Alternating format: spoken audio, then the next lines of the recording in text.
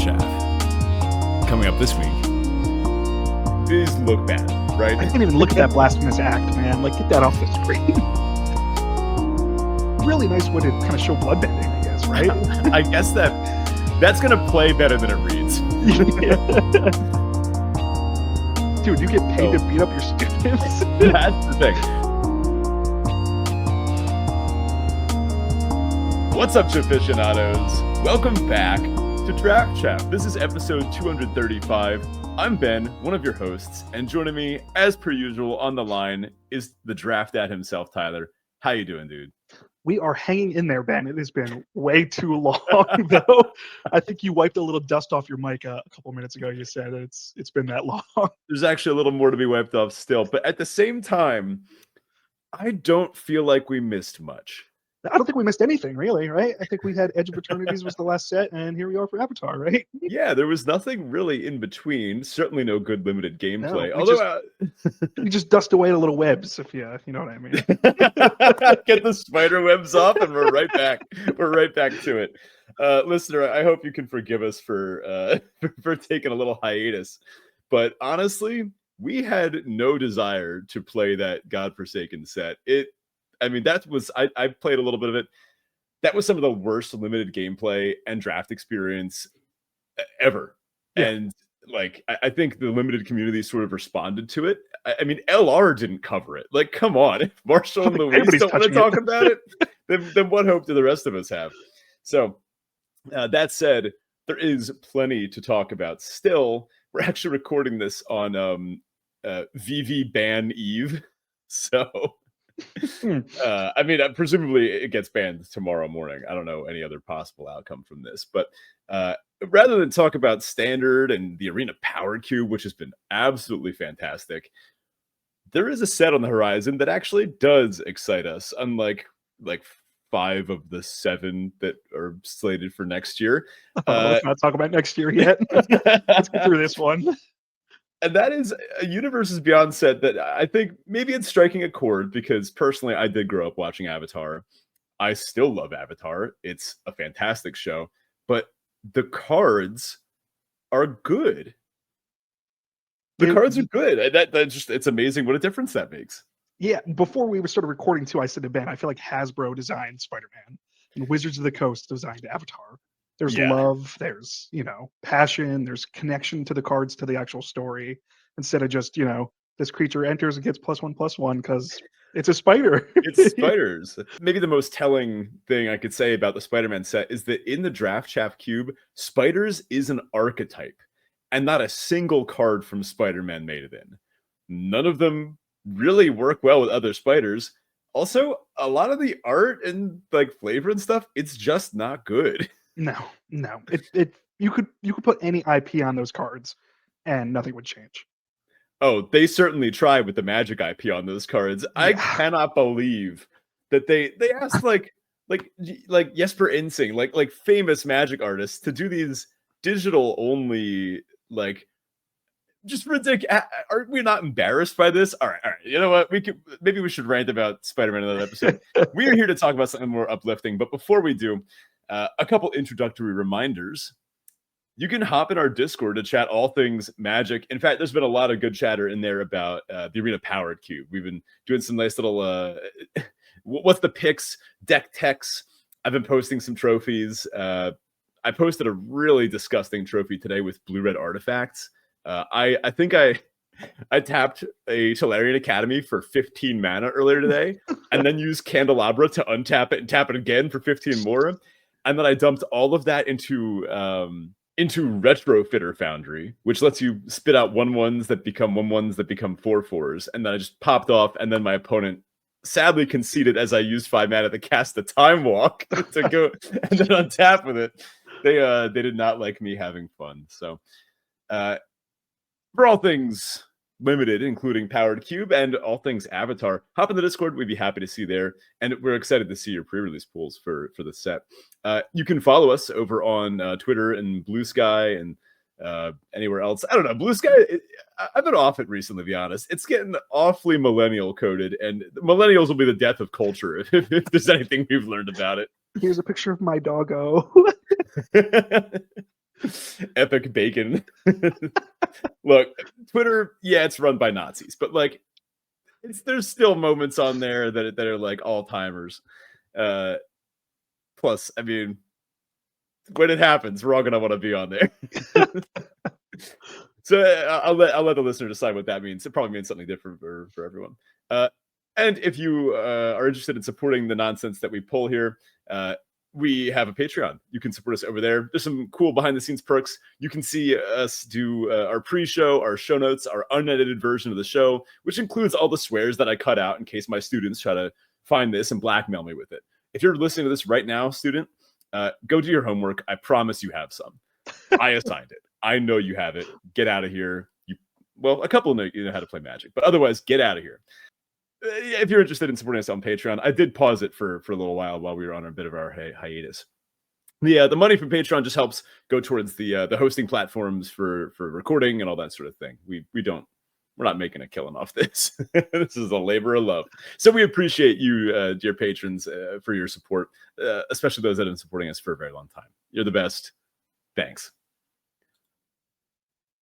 Now let's get into our format breakdown for Avatar: The Last Airbender Magic. I mean, this is honestly a crossover that I had literally dreamt of as a high schooler just learning about Magic. I remember like thinking about what an Avatar Aang Magic card could look like, and I think they have exceeded all expectations. Oh, they nailed it. Like the inclusion of lessons, like something I would never have thought of, is like perfect for this setting. Mm-hmm. So let's talk a little bit about how we're actually going to analyze this set. It's with vector theory. Vector theory is what we use here at the Draft Chat podcast to analyze cards, decks, drafts, because just as all elements are actually sort of one unified whole within the spirit, your draft, deck build, and gameplay should also be aligned. If you master these three elements of limited, you can save not the world, but perhaps your win rate, something more important. Basically, the idea with vector theory is cards have direction. The question is, when is a certain card at its best? They don't print, garbage cards anymore. In the pre-show, we were looking at a 4-mana gain 7. I'm not even sure what amount of life a 4-mana card would need to gain for me to put it in a modern limit. Like 30, maybe? Not even. I feel like it has to be more than that. I don't know. It's probably something like 30-ish, right? Probably, like depending on the close. context of the set. But there are certainly limited sets in which a 4-mana gain 30 would not be good. That said, we have to look at cards and ask, when are these cards at their best? Because even the junkiest 4-mana 4/4 probably has some utility these days. So we're going to take a look at these cards, especially these signpost commons and uncommons, of which there are 3 for each color pair. And we're going to ask ourselves, what do these cards ask us to do with them? When is this card at its best? What can we do to enable it and support it properly? What cards should it be surrounded by in order to do this? And this will hopefully point us in a good vector direction to inform our drafting and then our actual gameplay, right? Because we have to play with this same thought process in mind. If you're drafting an aggressive red-white deck and then you start playing defensively, well, you're probably not maximizing your abilities, one of which we should probably begin with is firebending. Tyler, what's going on with this? So yeah, firebending. This is what I was talking about, how they really incorporated the lore and kind of like the world of Avatar into these cards. There's actually flavor. So what firebending is whenever this creature attacks, it'll add 1 red mana depending on what level firebending this is. For Zhang here, he's firebending 1, so when he attacks, you're going to add 1 red mana that's floating in your mana pool, and that will only last until the end of combat. So fire burns fast, it burns hot. You got to use this mana quick. Obviously, you're going to want to attack with these creatures, get them tapped, get that mana built up. And Zhang also has a second ability here. We have Exhaust, which is coming back from Aether Drift. Never thought I'd see that ability again, but here we are. So it is Exhaust 3. You put a 1/1 counter on Zhang. When you cast your next lesson this turn, copy it. So obviously, you're going to want to dump that mana you get from firebending into that Exhaust ability to pump him up as he attacks. Seems like a really strong effect. I mean, copying a spell, if there's like a kill spell or something. Yeah, instant speed lessons too in this set, which is something, again, is new. They were only ever sorceries prior. So a little spoiler alert for later, but clues also exist in this set. That firebending mana is great for cracking clues or anything else like that. And yeah, just look for instants to pair really well with this. I think the biggest thing you can firebend, I think firebending 3 or 4 is the maximum. Yeah, I was gonna say I think it's 3 at the highest I've seen. Now let's talk a little bit about earthbending. With Earth Rumble, what was it, 6 in the show? I forget what Earth Rumble top one, but Earth Rumble is showcasing earthbending here. Earthbending is a pretty lengthy bit of rules text, so I'm just going to read the whole thing verbatim. To earthbend 2, target land you control becomes a 0/0 creature with haste that's still a land. Put 2 +1/+1 counters on it. When it dies or is exiled, return it to the battlefield tapped. Creatures that fight and deal... Well, okay, that's actually more contextual for the card, but creatures that fight and deal damage equal to their power to the other. That's nice that it sort of explained the fight rules text in there, but I don't know why it's stapled onto earthbending. Typically, it's just you wake up a land, and I do like that it gives the land haste. That accounts for the fact that if you forget which of your, say, 5 forests you played this turn, you don't want to have to try to remember which one set of the side or something. So it just gives the land haste. That said, you can cast this on 4, wake up a land, but it will be tapped. It does not untap the creature, but it does put some counters on it, and I love that it sort of allows it to stick around even if it gets dies or is exiled. I really like this ability too, because usually these like types of wake up land effects are like until end of turn. These are permanent. Like you're getting a creature out of this. Yeah. I'm definitely interested to see how this plays with the rest of the set. This one doesn't seem to align super well with the other mechanics, but I mean, I loved Awaken when it was a thing back in Zendikar. And I will say also with this mechanic, there are a couple lands that have combat abilities, but cannot wake themselves up. So like there's a land that we'll see later that says like, this land can't be blocked. So that's like a really good one to wake up with earthbending. Really, there's a land with mechanic. Vigilance too. Like, what are we doing? Yeah, really interesting. Excited to see how it plays, and obviously very flavorful. It's literally you're waking up a rock. Next, we have waterbending here with Katara. Sweet art, by the way. Are these like the anime altars? I didn't know they were in this. Yeah. So Katara here, she has waterbending. What waterbending is, it's basically convoke, a little better convoke. So it has waterbending, and then for 6, you can draw a card. So what waterbending does, it says while paying a waterbending cast, you can tap your artifacts and creatures to help. Each one you tap pays for 1. So it really is just convoke with creatures and artifacts. This is the least inclusive to the story to me. Like, I don't know how this really connects to waterbending. I don't know how you feel about this. Like, maybe I'm misinterpreting it. I guess they're saying that waterbenders work well as a team. That's what I'm guessing too. You know, you're kind of like building up a strong force, especially like how the water tribes are. They're very small, like knit communities in the show. Mm-hmm. I guess kind of funny that if you cast a high tide, it makes all of your waterbending stuff cut in half if you have islands. I mean, that's hurts my head. That is pretty cool. Yeah, it seems fine. Again, pairs well with clues, things that make tokens, and I guess instant speed ones like this could be paid for with firebending mana. That is true too. Yeah, I mean, this is something you can like do at the end of your turn, right? Like if you have 6 creatures just untapped at the end of an opponent's turn, you tap this all and draw a card, so, which is nice. Yeah, Katara has a secondary ability here too. It says at the beginning of your end step, if Katara is tapped, put a 1/1 counter on her. So again, you're incentivized to tap her. And of course, airbending. This one is probably the weirdest mechanically. I mean, all the other ones we have seen in some way, shape, or form before, but this one's really strange. So to airbend, the rules text is exile the thing that you have airbended. I believe it can be typically creatures, but you can also, there's some things that let you airbend non-land permanents. And this can be a target creature that you control or that an opponent controls. So that the rules text is exile it. While it's exiled, its owner may cast it for 2 mana rather than its mana cost. And that is just generic 2 mana. It would still need to obey timing restrictions. As in, if you had airbend a creature, you could not cast it for 2 mana at instant speed. You still have to do it on your turn.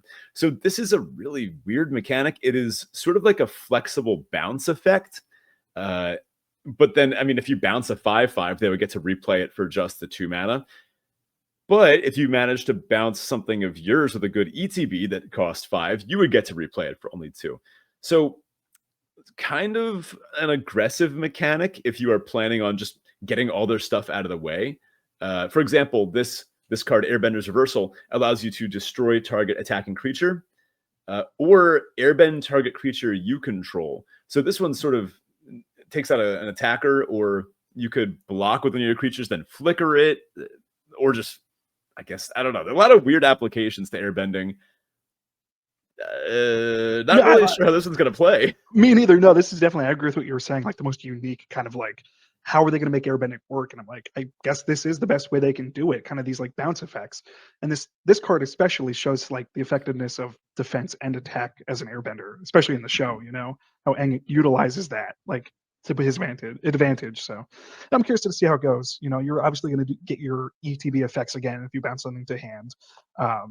But also you're going to give your opponent those ETB effects again too for a cheaper effect, depending on what the creature is. So yeah, I'm curious to know how this one plays out in limited. Oh Jesus! Why jump scare? Jump scare! There is a bonus sheet in this set that we will mention briefly. If there's a million good things about this set, there is one that is certainly worth mentioning. This is bad. These look bad, right? I can't even look at that blasphemous act, man. Like, get that off the screen. These are not good game pieces. I love Avatar. I love the show. I think it has a great visual style. I do not think this looks good on a Magic card. I thought it looked ugly with Final Fantasy. I think this looks ugly. I think if they keep doing it, it's going to keep looking ugly. That said, they're giving us some high-value reprints, so take what we can get. Fine.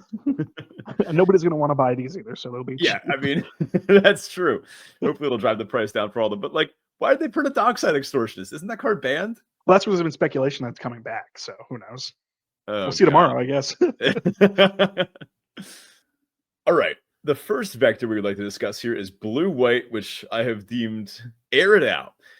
This is a Flyers archetype, which it's not a vector we've seen in a while, but let's talk about Air Nomad Legacy. This is white and a blue. It's an enchantment at uncommon. When this enchantment enters, create a clue token, and then creatures you control with flying get +1/+1. That's about as straightforward as it gets. It seems like this clue is going to help you with airbending stuff. Probably not firebending happening in this color combination, but I don't know, maybe you're splashing around or something. And then flyers. Unsurprisingly, there's going to be a lot of little flyers. I mean, Momo for one, right? And then clearly this enchantment is going to be good if maybe, I don't know, 2/3 of your creatures have flying. The little flying blue men, as the old deck was called. If you can just pump out a bunch of little tokens or flyers, an Anthem for only 2 mana is very strong. And this one replaces itself too. Sokka Lateral Strategist is 1, and then hybrid blue-white. So you can pay 1 white, 1 blue, but most commonly 1 white and a blue. And a note about these hybrid costs, especially double pip ones, these are not for splashing. You do not want this in your white-red deck. This is to make it easier for a blue-white deck to cast this. This is a reward for being blue-white. You don't want this in a non-blue-white deck, even though you technically can cast it. So Sokka Lateral Strategist is a 3 mana 2/4 Vigilance, and it says whenever Sokka and at least one other creature attack, draw a card. Simple. Nice. He's got big toughness too, and you're incentivized to attack with that other flyer, so I like it. Yeah, definitely pairs really well with evasive creatures. Cat Owl. Wait. There's a bunch of creatures in this set whose name is their type line. Cat Owl is a cat bird at common. And it is 3 and then blue-white hybrid. So 4 mana for a 3/3 flyer. And so when this creature attacks, untap target artifact or creature. Pairs kind of nicely with waterbending, or you could give this thing vigilance. Not surprising to see this like this here. This is my pet card. This is my pet card. Yeah. I don't even have to read any other cards. Now, archetypally, all of the color pairs follow a similar layout as this blue-white one that we've laid out before you here. There is a how do I say this well? There's an uncommon gold card, like Air Nomad Legacy. This one happens to be an enchantment, but it costs blue and white, and it is no hybrid mana. Each color pair also has a hybrid casting cost legend at uncommon that tends to be a little more creative in the vector, maybe like supporting some off synergy. Like Sokka doesn't literally say anything about flyers, but clearly it pairs well with flyers. And then Cat Owl is a common with a hybrid cost. each color pair also has one of these that tends to pair a little more closely with the signpost uncommon. In this case, Air Nomad Legacy. I mean, Cat Out is literally a flyer here, right? And you could untap your clue, I guess. Yeah, sure. You'll see a similar trend with all of them. So just take the legendary uncommon with a bit of a grain of salt here. It's not always going to be the same vector direction, but this vector is clear. Put cards in this deck that have flying. Put cards in this deck that are cheap because you're clearly drawing cards here. And looks like waterbending is pretty well supported here. Definitely. Oh, by the way, if you could airbend Air Nomad Legacy, just keep getting clues. That seems good. Really good. All right, next we got the blue-black, the Two Lovers archetype. Ooh, sensual, Benjamin. Can I tell you why I called it that? Please do, please do. I think you'll see it. You'll see it on the first line of text on Foggy Swamp Spirit Keeper. All right, fair enough. So let's actually read Foggy Swamp Spirit Keeper. That's a mouthful. So it's 1 blue and a black for a 2/4 human druid ally. Allies are back. This card has lifelink. It also says whenever you draw your second card each turn, create a 1/1 colorless spirit creature token. This creature token can't block or be blocked by non-spirit creatures. So this is the draw 2 vector. We've seen this actually a lot, I feel like, recently. This is kind of a vector that I feel like has been repeated a lot. And one I enjoy. Who doesn't like drawing cards? This is the only one of the cards I think represents Korra. Huh, interesting. I remember we met some of like the swamp people, right? But this doesn't look like a character. No, it doesn't. Definitely not. Like, what's that little corn thing she's holding? Yeah, I don't know what's going on there. But also 2 lovers, like the Cave of the 2 Lovers. But we love drawing 2 cards. All right, I like it. I see where you're going here. All right. Anyway, 3 mana 2/4 lifelink that pumps out tokens. Good card, right? No, solid. Yeah, definitely. You know, I like a big body like that, so it's good. Next we have Hama, the Bloodbender. Ooh. Creepy looking art. So we have 2 generic and then 3 hybrid blue-black. Oof, steep cost on her. Yeah. She is a human warlock. She's 3/3, and she's got a wall of text. So when Hama enters, target opponent mills 3 cards. Exile up to 1 non-creature, non-land, and 1 non-creature, non-land card from target player's graveyard. For as long as you control Hama, you may cast the exile card during your turn by waterbending X rather than paying its mana cost, where X is its mana value. That is a mouthful, but a really nice way to kind of show bloodbending, I guess, right? I guess that's going to play better than it reads. So this feels off vector, but I guess it's adjacent enough. Like, well, obviously, we're going to be waterbending here. And the Foggy is going to create 1/1s, which you can then tap for your waterbending. So there's some synergy there, too. And then lastly, here we have Messenger Hawk. So it's 2 in hybrid blue-black for a 1/2 Bird Scout. It has flying. When this creature enters, create a clue token. And this creature gets +2/+0 as long as you've drawn 2 or more cards this turn. That's a really solid card. I mean, you're getting a clue, you're getting a creature. That's 2 for waterbending. This works really well in the flyer vector as well. Nice, not too bad. I like this package. Hama's kind of cool if you can airbend it too. Just it's basically a snapcaster for your opponent's graveyard. Yeah. I mean, anything with a decent ETB effect is going to be really nice for those airbender effects. I'm not going to say it every time, I promise. Yeah, it's funny. Those spirits, I guess they don't really do anything except, I mean, you can attack with them, but yeah, they're sort of in like a shadow realm, I guess, which is also kind of reminiscent of the Spirit Avatar realm. spirits. Yeah, the spirit realm. They can only touch themselves. But I guess waterbending is their best purpose. Now, as we know per the intro, everything changed when the Fire Nation attacked. Black-red is obviously the perfect home for firebenders. So let's talk about Cruel Administrator. This is 3 black-red for a 5/4 human soldier at uncommon. It has Raid, which that ability is back, I guess. I guess that's evergreen now. This creature enters with a +1/+1 counter on it if you attacked this turn. Sure. So 5 mana, 6/5, pretty easy. But when this creature attacks, create a 2/2 red soldier creature token with Firebending 1. Oof, wow. It does not come in tapped or attacking, but you also don't sacrifice. This just makes a 2/2 when it attacks. That's really good. Yeah. Yeah, I mean, this is a little baby Grave Titan here. It's going to presumably that you can keep, attacking with it. That's just a huge body. That said, nothing on ETB. If they kill it, you got nothing. Next is Zhao, Ruthless Admiral. This is 2 and then black-red hybrid for a 3/4. It's a human soldier, uncommon for firebending. It is firebending 2. So 4 mana, 3/4, firebending 2. That's a fine rate by itself, it feels like. I think firebending is going to scale pretty well. And then it says, whenever you sacrifice another permanent, creatures you control get +1/+0 until end of turn. Interesting. I don't really know what we're sacrificing in black-red because black-white is a little more sacrifice-based, and we will have clues floating around, but not a ton in Rakdos. I don't know. In Rakdos sacrifices things, it's they're like, it's black-red. We'll just stick this on here. I'm sure there'll be some cards that work with it pretty well. Yeah. Definitely. And then find a way to use that firebending mana effectively. And then Vindictive Warden is 2 and then black-red hybrid for a 2/3 human soldier common with menace and firebending 1. This feels like a pretty typical role player in this sort of deck. Like that's just nice stats. I agree. This has a lot of decent stats for a common. But then it's got more. It's got inevitability. 3 mana. This creature deals 1 damage to each opponent. So if you've got a bunch of mana left over and you need to dump it somewhere, there you go. I'm going to lose a lot of games to this card. I can already tell. Yeah, I mean, that sort of effect really does close out games well. Especially with firebending. You don't even have to connect. You could just firebend, build up all your mana, and then just dump it onto that effect. True. Yeah. Doesn't Sozin's Comet, the Mythic, give everything firebending 4? No, I have no idea. Honestly, like that.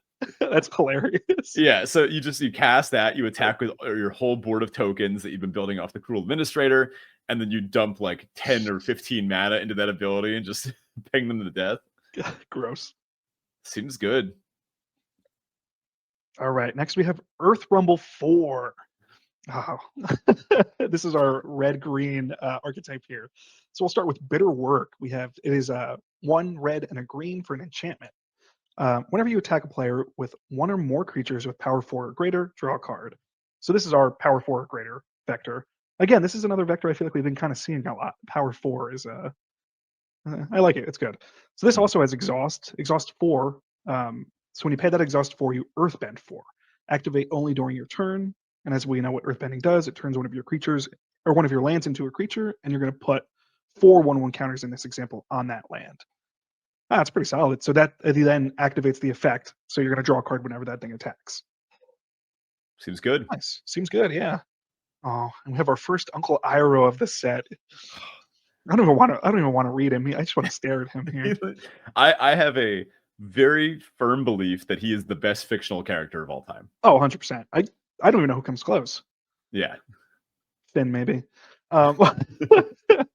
So 1 hybrid red-green, hybrid red-green for a 4/2 human noble ally at uncommon. Iroh has firebending 1. He also has lessen spells you cast cost 1 less. Interesting. Okay, so it seems like an Uncle Iroh card. He's going to teach you at a discounted rate. Yeah, lessons, which a little bit more of the blue-red mechanic. I mean, lessons are usually instants and sorceries, so kind of interesting to see that here in red-green. He is a 4/2 notably, though, so he does play into this vector at least. He'll activate a lot of those effects that we'll see. But yeah, interesting. Again, a lot of these legendary creatures in these slots kind of really do work better with other vectors. Mm-hmm. And the last we have Earth Rumble Wrestlers, 3 and 1 hybrid red-green for a 3/4 human warrior performer. They're looking good. Is that what's his name? The hippo? The hippo? The hippo. The hippo, yeah. He's looking real hippo-y here. Yeah. So they have reach, because obviously they're giant wrestlers. They gotta get that reach. It also has this creature gets +1/+0, and it has trample as long as you control a land creature or a land has entered the battlefield under your control this turn. I mean, I guess a 4 mana 4/4 with trample and reach isn't too terrible, but you gotta be able to you gotta get it there. Just looking at these as game objects really quickly, I like that they have the symbols of the nations under each of the cards, just in case. Oh wow! I never noticed that. Yeah, it's like Ravnica. Yeah, it's cool to see them with the dual colors. So like red green has Uncle Iroh, but also these wrestlers and like Chaff too. I also love the typing of these. they made the wrestlers performers. I think that's instead of like warriors or something. I think that's pretty great. And making Iroh a noble ally. So like recognizing that he is part of the royal lineage. And also, even in this iteration, calling him an ally. I wonder if there are any Irohs that are not allies. I haven't looked that closely. Or was he an ally the whole time? I was gonna say, but he's part of the White Lotus at this point, I'm assuming, right? Like throughout the whole series, he's indicated to be. The only way he wouldn't be, I feel like, is like on his original attack of Boston Say, if they have that on the card. But I don't know if they do. When he was younger. So yeah. So that makes sense to me. Great flavor all around. Wow, amazing. Oh, speaking of the White Lotus, how cool would it have been to print a card called White Lotus? I don't know what it would have done, but maybe it just floats white mana. I'd still be broken. Oh, here we have token allies for our Selesnya color pair. We have White Lotus Reinforcements. This is 1 green-white for a 2/3 human soldier ally at uncommon. It is vigilance, and it says other allies you control get +1/+1. A good old-fashioned ally lord. Love it. No problem. Allies historically have played off of one another entering the battlefield. We don't see quite as much of that here in this set, but there are still some that'll cross synergize with your older ally sets for your commander players. This is just sort of like a typal go wide, nothing shocking here. We see Suki, Kyoshi Warrior, 2 green-white hybrid, as a star 4 human warrior ally. Suki's power is equal to the number of creatures you control. And whenever Suki attacks, create a 1/1 white ally creature token that's tapped and attacking. Wow. This is Adeline Resplendent Cathar that costs 1 more and is an uncommon. Adeline is one of the most messed up cards in red-white in Vintage Cube. If that gives a sense of the power level that we're dealing with here, this is a very powerful card. And a great character. I love Suki. Oh, yeah. I'm glad they made her busted. Yeah. I would put this on my short list for mythic uncommons. I mean, this is this is pushed. I don't know. Adeline has vigilance, so I don't know. That's true. The vigilance is a big part of it, but I could see this being a 4 mana 8/4 that makes tokens on attack. Yeah, like pretty easily. And not to mention, if you put this with the White Lotus Reinforcements, that is a nasty curve there. And it is a little worse than Adeline. It's only when Suki herself attacks, and it's not when anything attacks. Still, very powerful card. A toned down Adeline is probably still going to be pretty good. Oh, definitely, especially at uncommon. Lastly, here we have Earth Kingdom Soldier. This is 4 and a green-white hybrid. This is a 3/4 vigilance. It's a human soldier at common. And it says when this enters, put a +1/+1 counter on each of up to 2 target creatures you control. We have seen plenty of cards like this. I am a big fan of cards like this because they allow you to spread the power and toughness around to basically give those counters haste, put them on creatures that can already attack in such a way where it makes your opponent's blocks impossible or unprofitable. I think this one seems pretty strong. And another great ETB to airbend. And also, if you're going wide, obviously that's going to work pretty well with waterbending, although I guess that's more blue-white than anything. I don't know. It's funny that they didn't just make waterbending a blue mechanic and firebending a red mechanic. There are 10 color pairs. I guess they had to figure out how to make them cross-applicable. Yeah. I'm glad this card's not an ally, too, because the Earth Kingdom soldiers definitely were not on the gang side when they were... right. Yeah. Oh, this is where they were trying to convince him to go to the Avatar state by attacking him or something. Yeah. That's funny. Or like drowning Katara in the ground. Yeah. Wow. That's actually pretty significant that White Lotus Reinforcements doesn't buff this. Yeah. God, I mean, what did UA do? She sacrificed herself. Yeah. And here in black white. Jeez. Ben, I wish I was here when you put this together because this is beautiful. So this is our white-black. It's going to be our sacrifice vector here. So we have Tolls of War. Amazing art, by the way. Like I want that on a playmat. R.I.P. Monkey Otso. That's that. Honestly, a quick aside. Something I'm so happy about this set is that we just get new Avatar art. Oh, definitely. I'm glad they like redid it instead of just like copy pasted a lot of the pics like they did for the bonus sheet. We saw how that turned out. But like this type of art would have been amazing on like Blasphemous Act. Like that would have been the art to go. Oh my god! You know? Yeah, that'd be fantastic. So we have Tools of War. This is white and a black for an enchantment. It says when this enchantment enters, create a clue token. So another great airbending target here to recast. It also says when you sacrifice any permanent during your turn, create a 1/1 white ally creature token. This only triggers once per turn. Fair, fine, safe. I like this card. It's classic. Wish it had a sack outlet on it, but I guess we can't ask for everything. Yeah. All right, Ben, you're gonna have to help me here because I don't remember this name of this. How to pronounce this spirit here? This one I know. His is Heibai. Heibai. Okay, thank you. Heibai, Spirit of Balance. So 2 white black hybrid for a 3/3 legendary bear spirit. When it enters or attacks, you may sacrifice another creature or artifact. If you do, put 2 1/1 counters on this creature. When it leaves the battlefield, put all of its counters on target creature you control. This has been one of the best vector-fitting legendary creatures I think we've seen so far. Yeah. Plays really well into that. It's really, really cool, actually, too. It almost has a, what's the card? Omen Path? Not Omen Path. The one that moves all the counters when it dies. Doesn't matter. Oh, Ozolith. Yeah. Ozolith. Thank you. Yeah, it almost has like this Ozolith type effect on it. This is actually really messed up with airbending. If you could airbend this at instant speed, it just says leaves the battlefield, not dies. Yeah. And it doesn't just matter about 1/1 counters. I mean, if you could get a trample counter or something, who knows? But yeah, true. Really interesting card. No, a super card. I really like this card. And last we have Pretending Poxbearers for 1 and hybrid white-black for a 2/1 human citizen ally. When this creature dies, create a 1/1 white ally creature token. Classic sack outlet card here. Mm-hmm. See one in every set. And I am noticing a trend with these the commons. They do seem to have more cross-vector applicability. Definitely. Like, this could probably go in black-red and be fine if you have a sack vector there. Now, we have a couple lessons vectors sort of within the teamer sphere. Lessons with Iroh is our blue-red vector here. I noticed that these ones do tend to pair really well with firebending. So we have Dragonfly Swarm as our first one here. And I don't really remember this one for the show.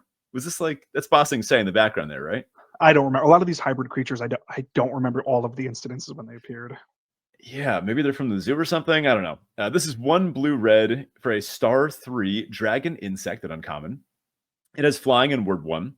And it says this creature's power is equal to the number of non-creature, non-land cards in your graveyard. And when this creature dies, if there's a lesson card in your graveyard, draw a card. This is really good. Nice, yeah. I mean, the card Enigma Drake was a classic. We've seen plenty of cards like this. It's a blue-red, classic vector archetype of card at this point. They always tend to be pretty good. It will not be weird to see this be a 3-mana 5/3 flying word 1, and that's obviously great by itself. But get a lesson in your graveyard somehow, and then when it dies, you draw a card, and it has word 1. This is just a stat machine. Yeah, evasion, protection, everything. Yeah, and what are they gonna do? Kill it and let you draw a card? Like, come on. Professor Zay, Anthropologist, is up next. This is blue-red hybrid for Human Advisor Ally. It's a 0/3 uncommon. And it's a looter. It says tap, discard a card, draw a card. Okay, I guess technically it's a rummager, right? But it also has pay 1, tap, sacrifice Professor Zay, return target instant or sorcery card from your graveyard to your hand, activate only during your turn. Super flavorful with the professor here, who famously chooses to stay in Wan Shitang's collapsing library rather than leave, saying like, no, I just want to die with my books, actually. Yeah. He should have a clause where he dies automatically if there's a desert on the field. I mean, this is rummaging. This is a perfect design. I didn't remember this character existed. Yeah. Yeah, really, really great here. Obviously works well if you're trying to put lessons into the graveyard for Dragonfly Swarm. I mean, I don't see a blue-red deck ever cutting this, right? No, definitely. Lastly, here we have Abandon Attachments. This is a lesson. It's an instant with sub-type lesson at common here. It costs 1 and then a blue-red hybrid. It says you may discard a card. If you do, draw 2 cards. Unfortunately, this is not the good templating where it just says discard a card, draw 2 cards. So if you were empty-handed, you get the 2. You do have to discard a card here. But this is a lesson, and lessons do seem to have some synergy here and there with other things, such as with the Dragonfly Swarm. Also, it's a rummager. This is a fine rate. Blue-red will obviously play this, help churn through your deck, stock the graveyard for the Professor and for the Dragonfly Swarm. Seems good. Also, because it is a red hybrid, you can cast this off firebending mana. Yeah. It's also one of the only cards I think printed in a long time that you can just pay the mana and then do nothing. With that May ability, like you could just pay 2 mana and then like it just fizzles. Like it literally just paid 2 mana. Huh. You can just take a game action? Yeah, I guess so. You know what I was actually just realizing? You can use firebending mana to pay for ward costs. Yeah, because there's no restrictions on that firebending mana. Yeah, so, like, if your opponent has a Dragonfly Swarm out and you attack and then point a kill spell at it, yeah, you can spend that mana to pay for ward. Lot going on with this set. Yeah. Really cool stuff. Oh, actually, Professor Zay too. That one that activated ability, it says activate only during your turn, Yep. not at sorcery speed, during your turn. That feels intentional.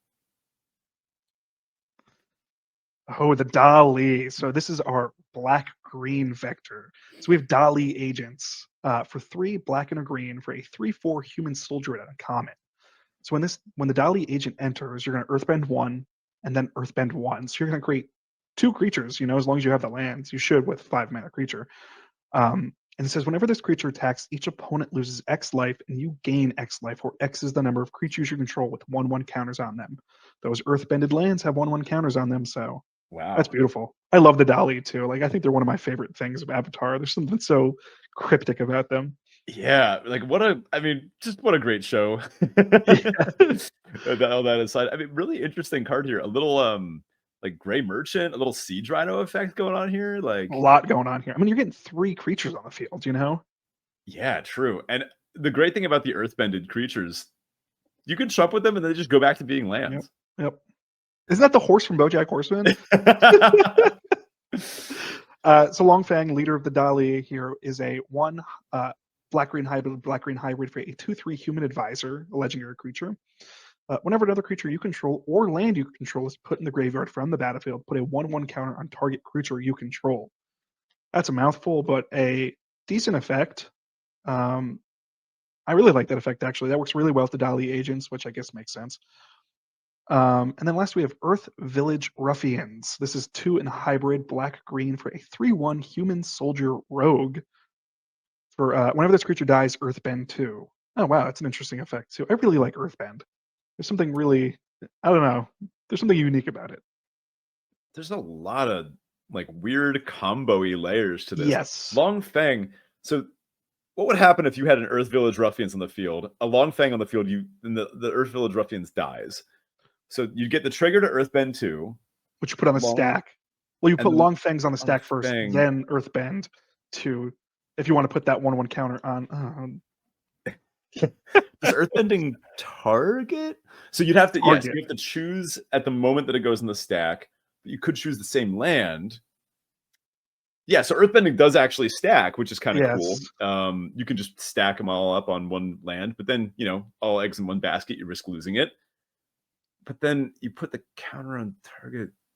Yeah, okay, whatever. We'll let the Pioneer players break that one. That feels like it has some like weird like graveyard combo potential. Sure. Now, we had our lessons with Iroh already. Now time for lessons with Guru Patik. First off, in blue-green here, we have Hermetic Herbalist. This is green-blue for a 2/3 human druid ally. This is the one that Aang goes to get the frogs from, right? Like I was having a hard time remembering this character.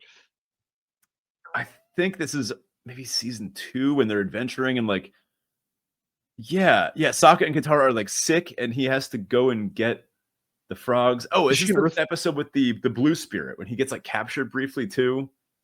I don't remember. Is she an earthbender? Is she even a bender? I don't think so. I think she's just like an herbalist. It's It's in the name. So human druid ally. She can tap to add 1 mana of any color, or tap to add 2 mana in any combination of colors. Spend this mana only to cast lesson spells. This vector is clear. Put lessons in your deck. She can tap for 2 mana, and she's also a 2 mana 2/3. So a pretty good roadblock for any pesky firebenders starting to get in as like 2 mana 2/2s or something like that. Also, she just taps for mana of any color, so keep an eye out for potentially splashing with this card. If there is a 3+ color deck, the herbalist would have to be a good part of that. Guru Patik, really funny character.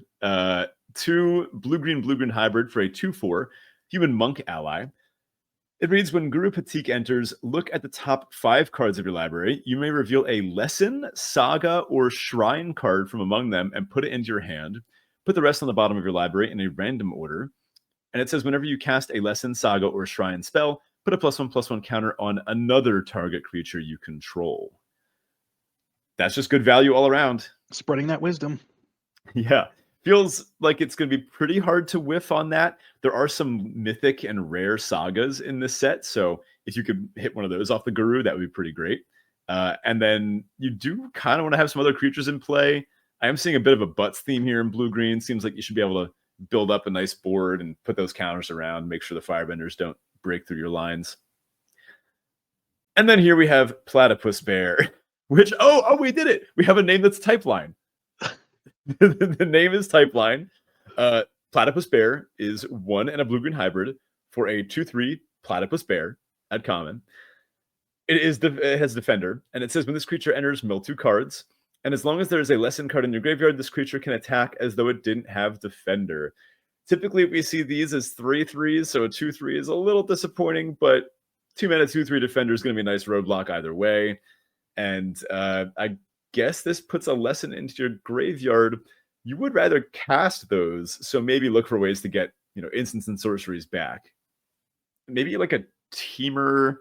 I mean, look, between lessons with Iroh and blue-red and then our blue-green here, I could definitely see a Teamer lessons deck emerging, especially with the Herbalist to help.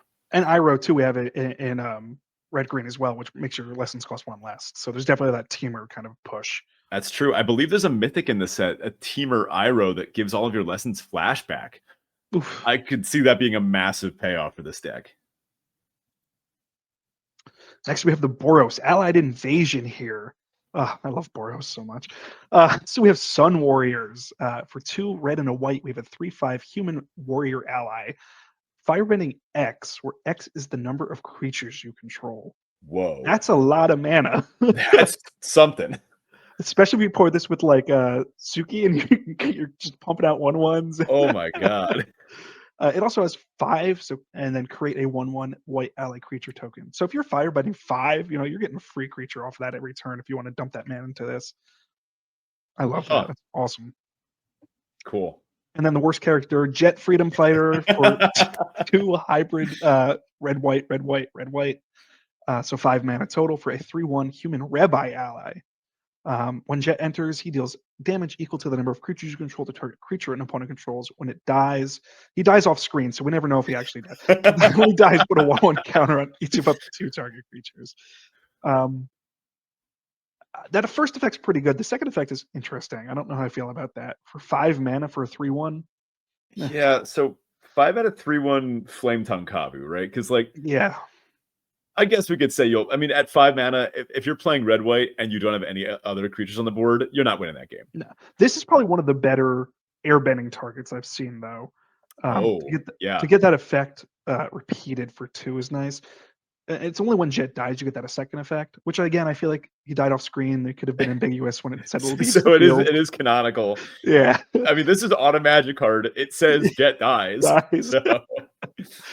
And lastly, we have Wandering Musicians here, so they're on their way to the secret tunnel, obviously. Yeah.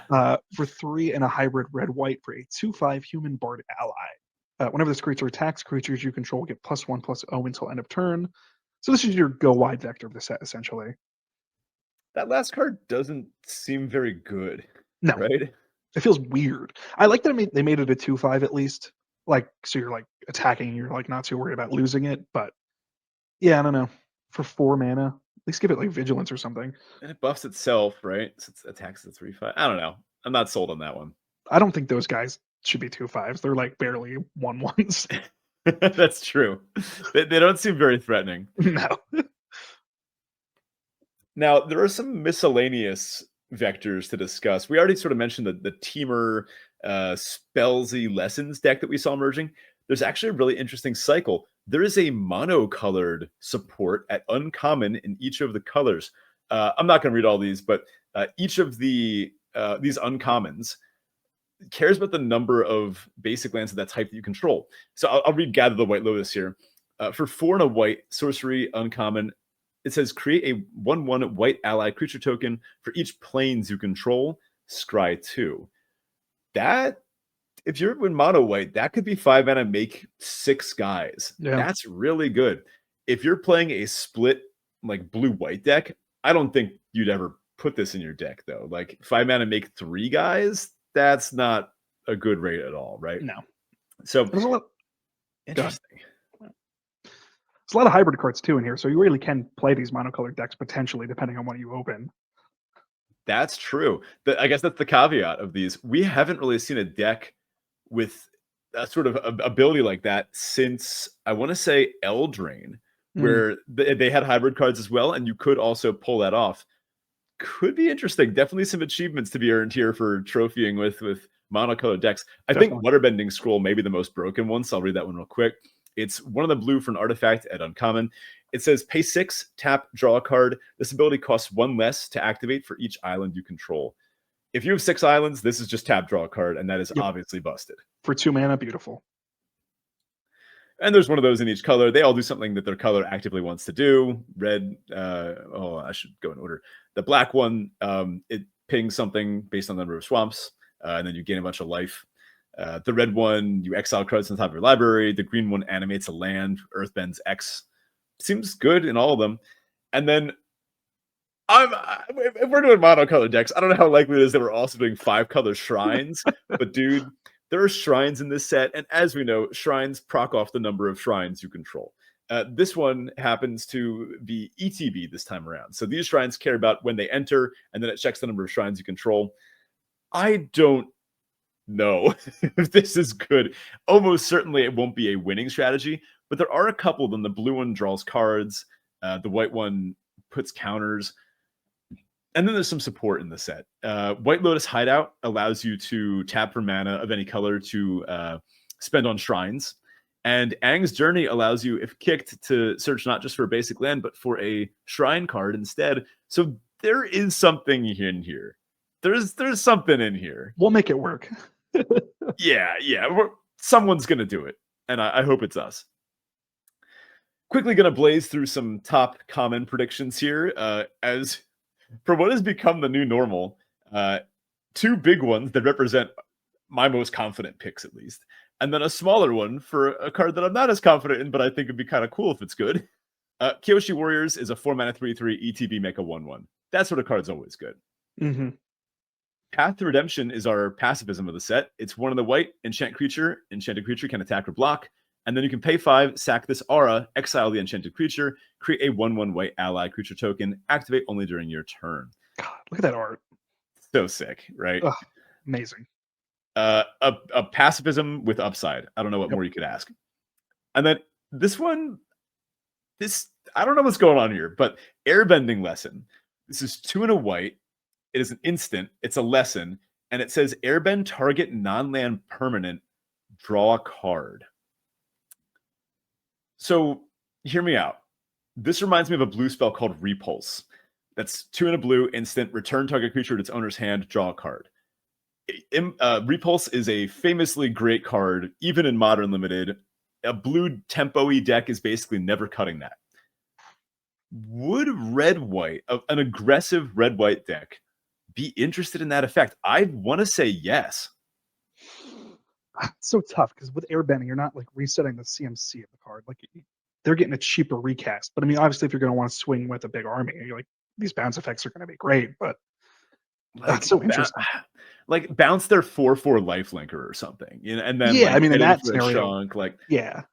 It feels, and the fact that it draws a card too, and it's a lesson for lesson things, and it's non-land permanent. So if they have like a vehicle, or this could remove an aura, this could remove a path to redemption off of one of your things. No. It's also just like it has all the upsides of bounce spells. Like they go to put an aura on their creature, and then you bounce it in response. Like they pump something mid combat. You use this. There's some play to this for sure. I don't know. We'll see if your prediction pays off here. Yeah. For the top blue commons, let's take a look at Forecasting Fortune Teller. God, there's some tongue twisters in this set. It is 1 and a blue for a 1/3 human advisor ally. When this creature enters, create a clue token. Nice, clean. Great airbending target. It's no Thraben Inspector, but for 1 extra mana and 1 extra toughness, it's fine. It'll do. It'll do. You're gonna get a giant print of this on the back of your wall one day, Ben. I think just the 1 is probably fine. Next we got Iguana Parrot. Beautiful. 2 and a blue for a 2/2 lizard bird pirate. Those are words. With flying and vigilance, but it also has prowess. Wow, that's a package. That's quite the package. I'm surprised this isn't going to be your pet card of the set. No, that's clean. I don't like parrots. They're too showy. And then last we have Lost Days. Poor Momo. This is 4 and a blue for a instant with the subtext lesson. The owner of target creature or enchantment puts it in their library second from the top or on the bottom. Then you create a clue token. That's an interesting effect. We're overpaying for sure. I was going to say, this feels kind of high costed to be a top blue common, but you get a clue. Like you get the clue token, yes. That is true, which, makes your waterbending better too. And if you're a good firebending deck, you're going to have a bunch of excess mana at instant speed that we're not used to having. So I feel like, and like this gets a thing out of the way. I feel like this could have this feels like it's got some play to it, Sure. Yeah, no, I'm curious. I'm curious to know how the speed of this set. That's really what's going to determine if this is a good or bad card or not. Mm-hmm. Depends how fast the Fire Nation attacks. Sure. Our top black commons, Swamp Snare Trap. This is 2 and a black. It's an aura, and it costs 1 less to cast if it targets a creature with flying. It says enchanted creature gets -5, -3. Bit of a weird thing going on here. So I don't know if you read about this online, not to cut you off here. Every Appa card in the set gets set to 0 attack and 1 toughness with this card. Are you serious? Yeah, like it doesn't kill any of the Appas. Oh my god, but so it doesn't kill a single Appa, but it brings every Appa down to an 0/1? Yes. That's what Reddit said. Take it with a grain of salt, but that's what I saw online, which is dude, like the most this set is so sick. Yeah. I can't believe they thought, because obviously you can't kill Appa. We know that the trap didn't kill Appa. Yeah. But oh wow, that's really cool. Obviously this will kill basically everything else, which is that's what it has to do. Sold Out is 3 and a black. It is an instant at common. Exile target creature. If it was dealt damage this turn, create a clue token. Interesting effect. Yeah, that's not always going to come up. I mean, maybe you jam your 1/1 token into their thing and then exile it to get the clue. I don't know. Definitely some play to this, but it is 4 mana instant exile creature. It's going to be good. And then finally, Azula Always Lies. This fittingly is a lesson that Zuko had to learn. But one of the black instant lesson at common. Choose one or both. Target creature gets -1/-1 until end of turn. Put a +1/+1 counter on target creature. We've seen that black-green cares about counters. This sort of card, I think it is very high ceiling and kind of high floor too. You can always pick off something with this. And I have easily gotten 3-for-1s off a card like this before. If a combat works out right, you can like put a counter on your thing to make it win the combat. If like 2 4/4s are about to trade, make yours win, and then shrink their 3/3 so that your 3/3 now eats it. And then, then it's just disgusting. And then the counter sticks around. It's like a 2.5-for-1. No, I know. There was a card called like Skullduggery back in Outlaws. That was it was the 1 mana, but it wasn't the counter, it was just -/- and ++. And I lost so many combats to that, So the fact that the counter stick around with this makes me really like it. And then there's lesson synergy. Like it seems strong. Top red comments. We've got Firebending Lesson. So this is just 1 red with kicker 4. Firebending Lessons deals 2 damage to target creature. If the spell's kicked, it deals 5 damage to that creature instead. So obviously, like this is fine by itself, but you're going to use that firebending ability to pay for that kicker cost and potentially wipe out something on your opponent's board. Flavorful, I like it. Yeah. And then, of course, you had to have Lightning Strike. It feels weird that Lightning Strike's only going to deal 3 damage, but that's fine. It should be bigger than that. Yeah, it should be bigger than that. Yeah. So Lightning Strike, we all know, 1 in a red for an instant. It says Lightning Strike. Lightning Strike deals 3 damage to any target. Look out if your life total is around 3 and you're playing red, you're probably going to die to a lightning strike. But you know it, you love it. Yes, especially one with firebending. Oh wow, you can firebend out lightning strike. That is That is pretty flavorful. That's flavorful. And then we have Yuhan Archers. 1 and a red for a 3/1 human archer with reach. When this creature enters, you may discard a card. If you do, draw a card. Nice and clean. Yeah, not confident about this one, to be honest, but isn't that just like a really good rate? I was going to say the reach is going to probably be relevant, like Yeah. the safe pick. A 3/1 will always trade with the cheap flyers that blue-white has there, and then the rummage seems good. Like, this really smooths out your early game. Yeah, clean card. Top green commons. Funny enough, this first one, Ostrich Horse, we knew about this one from spoilers like 3 months ago, and I called that this would be the best green common then. I'm sticking to it. Isn't that a chocobo from Final Fantasy? God damn it. 2 and a green, 3/1 Bird Horse common. When it enters, mill 3 cards. You may put a land from among them into your hand. If you don't, put a +1/+1 counter on this creature. This is just like that Spineseeker Centipede from Duskmourn, which was fantastic. You love these effects. This is like your bread and butter here. It really is so good. And just hitting your land drops, and it does draw you a card, right? Like it gets you the land. And on the off chance that you whiff, it does have to be from among those cards. You can't just return any land, but you're almost always going to hit. And otherwise, you get a 3 mana 4/3, 4/2 rather, which will trigger your red-green 4 power stuff. So nice. Rocky Rebuke is the green bite spell of the set. 1 of the green, instant, common. Target creature you control deals damage equal to its power to target creature an opponent controls. Nothing fancy. We've seen it a million times, but Rabid Bite is still good. And then this is another hear me out. Rebellious Captives. 1 of the green for a 2/2 human peasant ally. And it has exhaust for 6 mana. Put 2 +1/+1 counters on this creature. Then Earthbend 2. I remember a card back from one of the Ravnica sets. It was a 2 mana 2/2. You could pay 6 to put like 2 or 3 counters on it or something. And it always overperformed. This one does something very similar, except it distributes 2 more of those counters onto a second body, onto a land. So in the early game, it's a 2 mana 2/2. In the late game, it's a, hear me out, 6 mana 4/4 plus a 2 mana 2/2. Yeah, what's the name of that? I'm drawing a blank here. There's a little creature, and I think it was Aether Drift, that had an exhaustibility that was similar, where you would put the counters on it and then create like a 3/3 token. Oh yes, the little squirrel guy. Yeah, I forget the this name kind of feels adjacent to that, and that was arguably, I think that was one of the best green commons in that set. It was, yeah. So anything that allows you to get 2 bodies, I mean, it's good early, it's good late. This just seems like it could be a nice mana sink. I agree. Nice place for firebending mana too, of course. And that is actually that's the set. What do you think about this? Are you excited? I feel like, I'm pumped. Let me get that out of the way. I'm like super stoked. I'm just having so much whiplash coming from the previous set to this one, where like, I think it's more apparent because they were next to each other. Like, you're going to put this much love and care into a set. Like, we're talking about all these different interactions and how it really ties to the show. I'm pumped. I can't wait. Pre-release is this Friday. I wish you were coming. But I'm pumped. I really am excited. This has been the first Universes Beyond kind of thing I've been excited for in quite a while. Yeah. I guess on one hand, we now get to pick which Magic sets we care about. Yeah.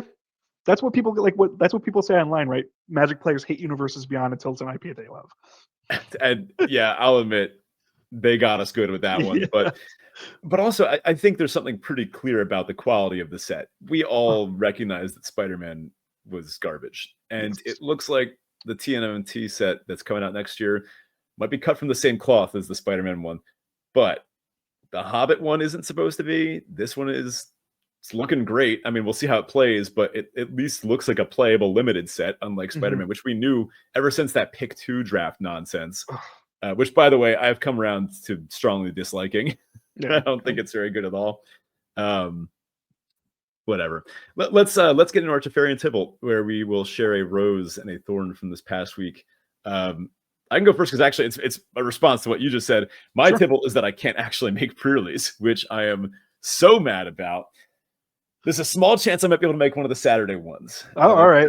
I think you really should, because you get to pick your clan and everything like that. Like, dude, at the very least, I'm going to pick up a couple pre-release kits, if not a sure. collector booster box or something. I mean, this set looks very collectible. Yes. Some fantastic arts. But my Teferi is my excuse, and that's that I'm actually in the school play. That's crazy. I love it. Which, for those that don't know, I'm a teacher, so this doesn't happen very often, but the context is they needed a person who was reasonably strong enough to pick up a student and like beat them in a wrestling match. Dude, you get paid to beat up your students? That's the thing. So it's an old Shakespeare called As You Like It. But I play a character who's only in the first scene, which is nice because that means I'm kind of in and out. And I only have 4 lines to memorize. That said, memorizing lines is really hard. I'm probably going to screw it up the opening night, but we'll see how it goes. The students are going to make me look bad, that's all. But I am there to beat up a student who then he actually does end up beating me in the match. But I got to work with like a Broadway fight choreographer. Oh wow! And like it was really cool. We have like a big long fight scene. We're doing like WWE moves. It's funny. Of course, the show weekend is the same as this pre-release, which I've had this pre-release on my calendar for like 7 months, like since it was announced. And when this teacher who the drama director kind of wrote me in, I was like, oh, like after already going to a couple rehearsals, I was like, yeah, when's the show? It was too late.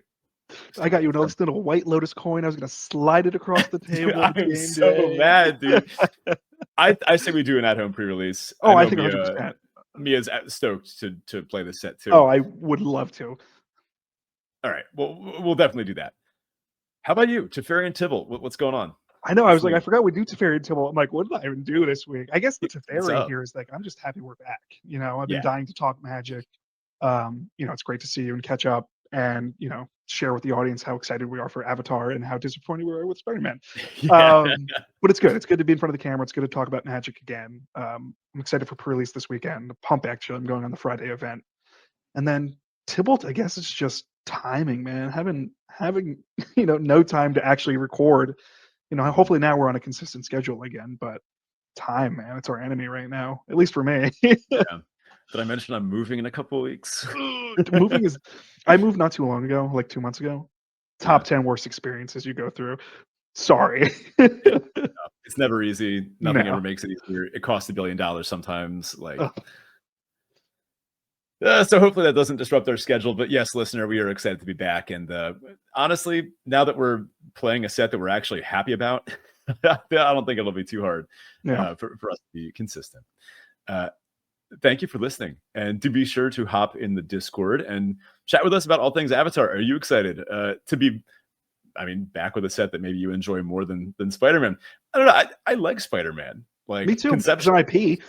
Yeah, it just, this didn't work. It was a flop. And honestly, I hope Wizards learns the right lesson from this, and like cancels all their future Marvel crossovers. They should talk to Iro about those lessons. Yeah. All right, aficionados. See you next week. Happy drafting. I do have a quick sign off, of course. Arena Power Cube. We have to make a full episode about it. Arena Powered Cube. So, fun fact. I mean, this sign off's about Cube. Cube is the best. It is the creme de la creme de limited experiences. It's where like the best and brightest limited players find they have the most fun, and I trust that as a pretty good data point. I've been having a lot of fun playing the Powered Cube, but I actually went to CubeCon this year, and I brought the Draft Chaff Cube. It was played in the main event, and as per a data leak that showed the number of players were able to request to avoid certain cubes or request to play certain cubes, and that data got leaked out, which made some cube designers rightfully pretty upset that their cube got chosen to be avoided a bunch. The Draft Chaff Cube was highly requested, which I was pretty stoked about. I do think the fact that it, as well as many other very good cubes, were listed as sort of like 2015's limited nostalgia bait, like the good old limited days. That certainly played in its favor. I also got to play at Bar Cube, which was an event that I hosted as part of the CubeCon staff. It was hosted by a great brewery. They had like some really fantastic stuff. You'll be there next time, so you'll see. Yeah. Really, just playing Bar Cube, about 100 Magic players taking over a massive bar and just jamming nonsense kitchen table Magic. There were some just absolutely insane Bar Cubes that we had. There was a Grixis Zuberas cube, like weird cards from like 10 years ago. There was a 50 Badgers cube. The only creatures were charging Badger, 1 mana, 1/1 trample. That's it. And that's also the only green cards. Everything else was just ways to buff the Badgers. That's fun. There was a single deck, sort of like a Dan, except it was like a humans versus dinosaurs Jurassic Park themed thing. And then the Draft Chaff Bar Cube made its debut as well, which went pretty well. Got some good feedback. All that said, I got to draft Vintage Cube a couple times. Nice.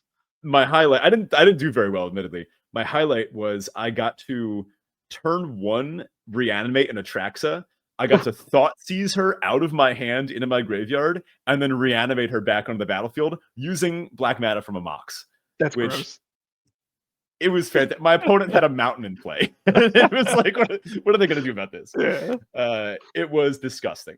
And getting to do that now on Arena, like, it's weird. I'm excited for Avatar, but honestly, I'm uninstalling Moto.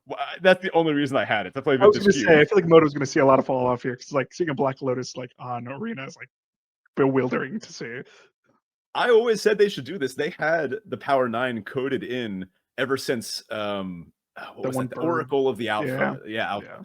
Yeah. But I've been having a blast. I've been getting pretty lucky. I've opened Black Lotus a couple times. Nice. I got past the Time Walk recently. But I want to know what you've been thinking of this cube. Have you been jamming Red White, which is the best deck, better than Black Lotus? So I'm on only on my 3rd draft right now. Time is limited, as they know, and I have a Boros deck primed and ready to go. I haven't really been looking into a lot of like what vectors play out pretty well. Obviously, you're saying Boros works. I think I have like 9 1-drops. Like I'm throwing like fast Boros build here, so we'll see how it plays out. I haven't run a game yet. I have it here.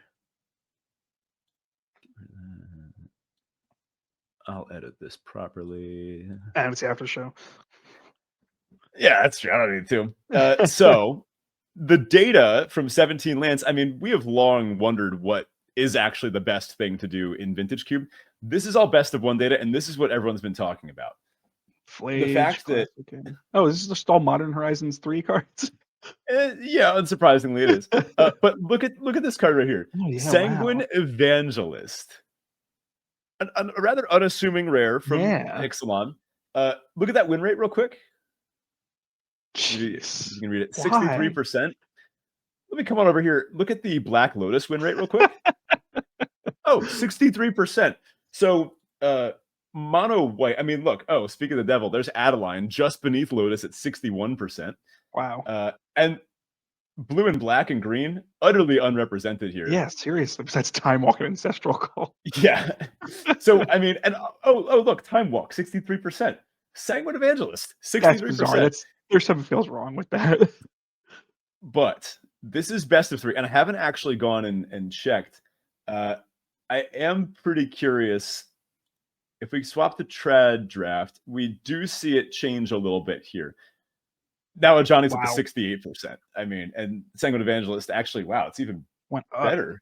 Oh my god. Black Lotus 64 is still good, but we do see a little bit more, slightly more balance here. Red White, I think, is still the place to be. It's dominating. Yeah. Fury and Pyrogorph is a very impressive card. Every time I read it, it gets a little better. It's good with clones, good with other Lurgoyfs, which there is a handful. I think actual Tarmogoyf is in this cube. And then just a bunch of like white and red little goobers. Like, I don't know, Ocelot Pride and Guide of Souls. These are messed up cards, obviously, but like Elite Spellbinder is one of the best cards in the cube. Parallax Wave, incredibly messed up Magic card. Nice to see that Tinker is actually getting some play. I personally love drafting artifacts. But in case you, dear listener, are wondering what to do in the Arena Powered Cube, just force red white, force Boros, and you'll be fine. But it is pretty sad to see that, like, if we go down towards the bottom here, let's actually look at what sucks. Yawgmoth's Will, 47%. Yeah. Echo of Eons, Wheels, 50%. Show and Tell, 51%. How much Get Lost is that low? That feels like a pretty solid removal spell. I guess so. Brain Freeze. Yeah, Mystical. Oh, look, it's all the Storm cards. Frantic Surge, Fast Bond, Dark Ritual, Recurring Nightmare, Vamp, Grizzlebrand. Reanimator is not super well supported right now, so that's unfortunate. Yeah, Manamorphose. Just try not to do the Storm stuff, I guess. But Show and Tell, a quick aside about this. I had an opponent cast Show and Tell. They put an Emrakul into play. Scary. I put an Invasion of Phyrexia into play. Made them sack their Emrakul. And you don't get the Emrakul cast effect either. So Show and Tell, this is not the best of these sneak abilities. Yeah, I've really been liking the way the cube is played. I do think there are some improvements to make, but as where it is right now, if you want to win, play Boros. So right up your alley. Clean, love it.